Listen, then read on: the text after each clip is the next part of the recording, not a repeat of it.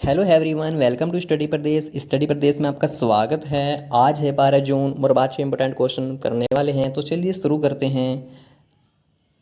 पहला क्वेश्चन है हमारा, हाल ही में राष्ट्रपति रामनाथ कोविंद ने किसे इलाहाबाद हाई कोर्ट के मुख्य न्यायाधीश के रूप में नियुक्त करने की घोषणा की है?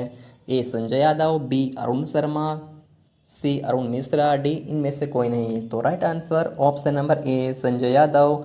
ये वर्तमान में इलाहाबाद हाई कोर्ट के कार्यवाहक मुख्य न्यायाधीश हैं और इन्हीं को ही अब मुख्य न्यायाधीश के रूप में नियुक्त करने की घोषणा की है राष्ट्रपति रामनाथ कोविंद जी ने। नेक्स्ट क्वेश्चन है हमारा, हाल ही में चर्चाओं में रहा स्लेटर मोनल का आईयूसीएन स्टेटस क्या है? Option A vulnerable, B least concern, D endangered, D इनमें से कोई नहीं। तो right answer option number A vulnerable. अभी आईयूसीएन स्टेटस होता क्या है? तो आईयूसीएन की फुल फॉर्म होती है international union for conversation of nature. Hindi में कहते हैं अंतर्राष्ट्रीय प्रकृति संरक्षण संघ। इसका हेडक्वार्टर ग्लैंड स्विट्जरलैंड में है। अब ये जो अंतर्राष्ट्रीय प्रकृति संरक्षण संघ है, जैसे आप समझ गए होंगे, संघ मतलब जो प्रकृति जैसे पेड़ पौधे और जीव जंतु हैं उनकी विलुप्त होती हुई प्रजाति से संबंधित एक संघ है, उनके संरक्षण का काम करता है ये। हमें इसमें केवल आईयूसीएन की फुल फॉर्म और इसका हेडक्वार्टर याद रखना, ये इंपॉर्टेंट है। बाकी कैटेगरी कितनी सारी होती हैं, वल्नरेबल, लीस्ट कंसर्न, इंडेंजर्ड और काफ़ी कैटेगरी होती हैं, हमें इन पे ज़्यादा फोकस करने की कोई ज़रूरत नहीं है। तो चलिए नेक्स्ट क्वेश्चन शुरू करते हैं।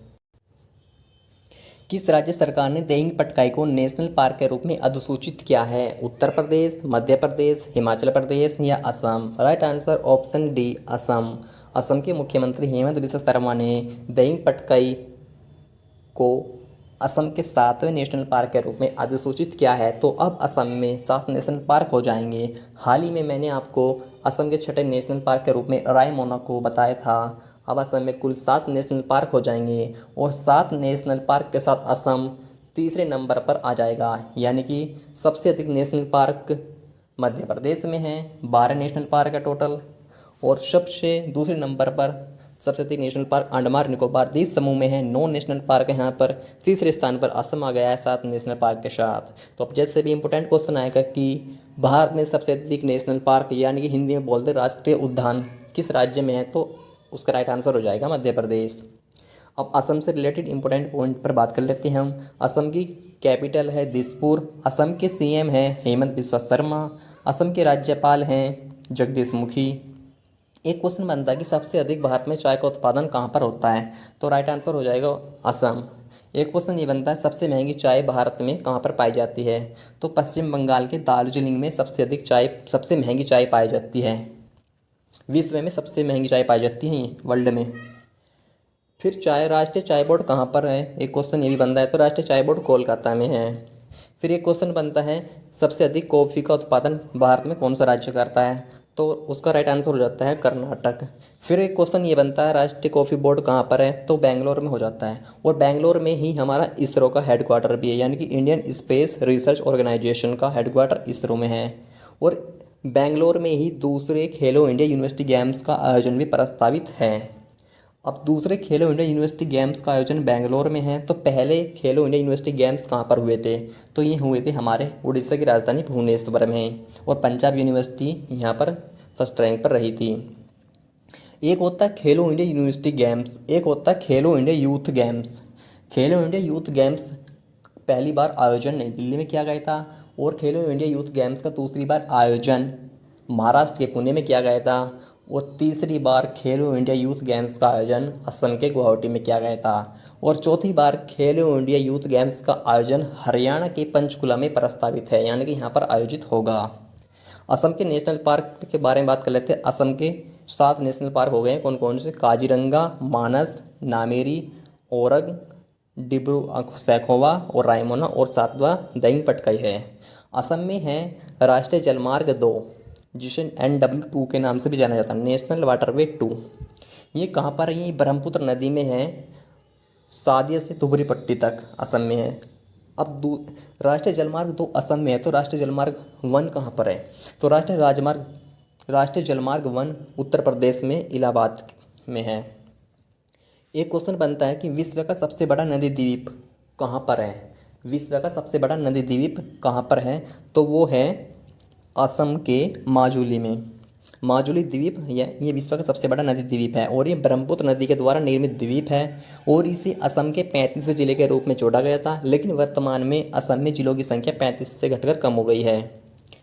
बात करते हैं असम में ब्रह्मपुत्र नदी। तो ब्रह्मपुत्र नदी के बारे में इंपॉर्टेंट पॉइंट कर लेते हैं हम।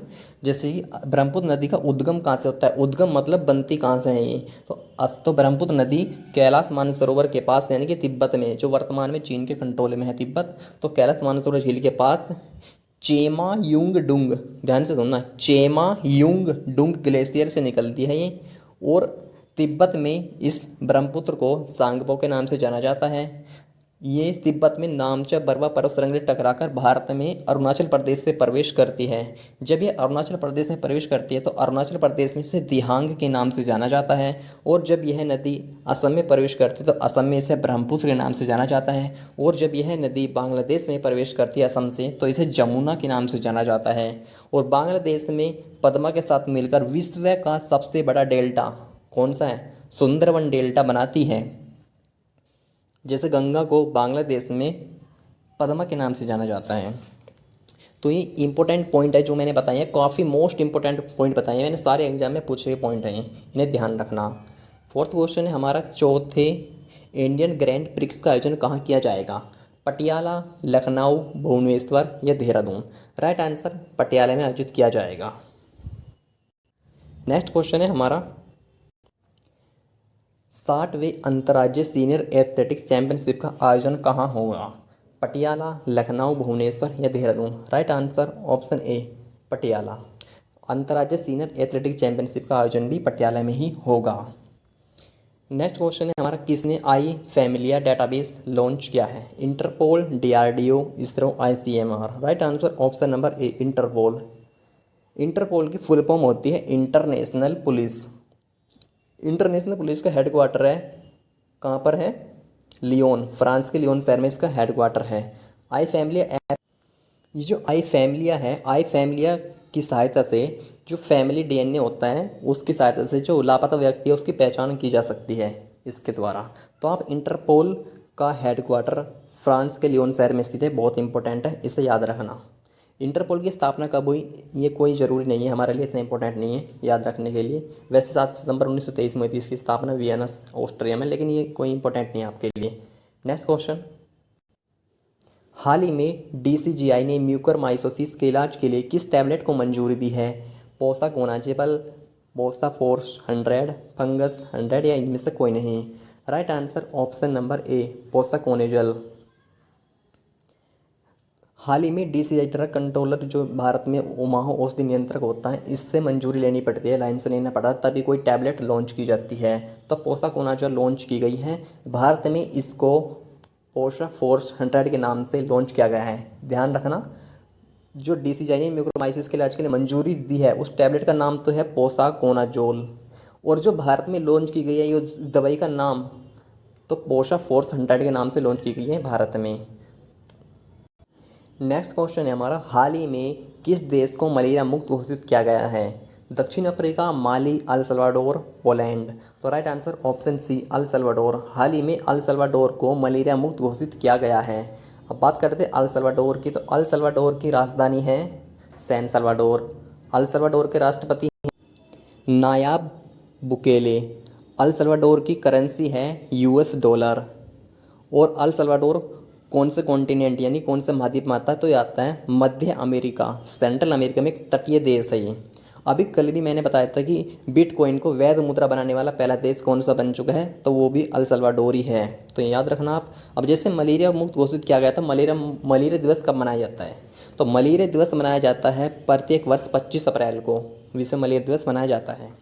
नेक्स्ट क्वेश्चन, कल का क्वेश्चन था विश्व बैंक शिक्षा सलाहकार किसे नियुक्त किया गया है, तो उसका आंसर है रंजीत सिंह दिसाले। ये भारत के ही हैं, भारत के रहने वाले हैं, इन्हें विश्व बैंक शिक्षा सलाहकार नियुक्त किया गया है क्योंकि इन्हें अभी हाल ही में ग्लोबल टीचर अवार्ड से भी सम्मानित किया गया है। टुडे क्वेश्चन, बिटकॉइन को वैध मुद्रा बनाने वाला पहला देश कौन सा बना, अमेरिका, अल सल्वाडोर, जापान, चीन। राइट ऑप्शन कमेंट में करके आपको बताना है। Thanks for watching.